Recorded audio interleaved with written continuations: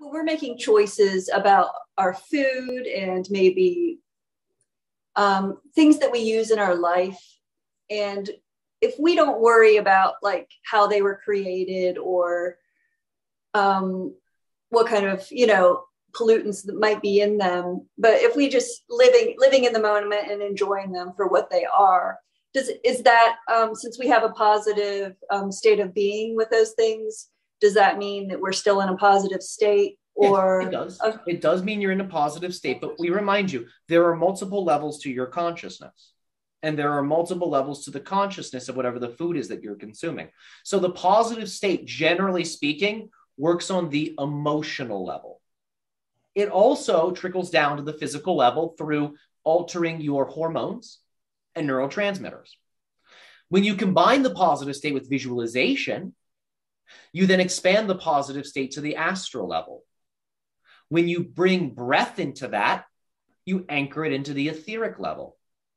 And when you bring the source connection into that, you expand it onto the spirit level. Those are the major levels: spirit, mental, astral. With astral, emotional is in there as well. Etheric, physical. Think of these as the 5 major levels.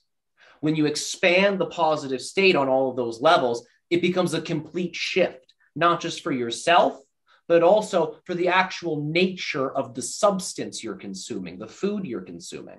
You're changing the underlying template that organizes its physicality. So, yes, being in a positive state will allow for you to derive positive effects from eating foods, perhaps foods that are contaminated with certain toxins. When you expand that positive state onto all levels that you exist on, then there's a complete shift that is made and everything about the substance changes. Does that make sense? Yeah, but would that mean that we would choose a different substance, or would that substance? It might. You may find that you stick with that substance for some time and work with it in that way. And the substance in that sense can then assist you in evolving to a particular point. And you may notice that the substance now is actually becoming a limitation and that there is something higher being given to you.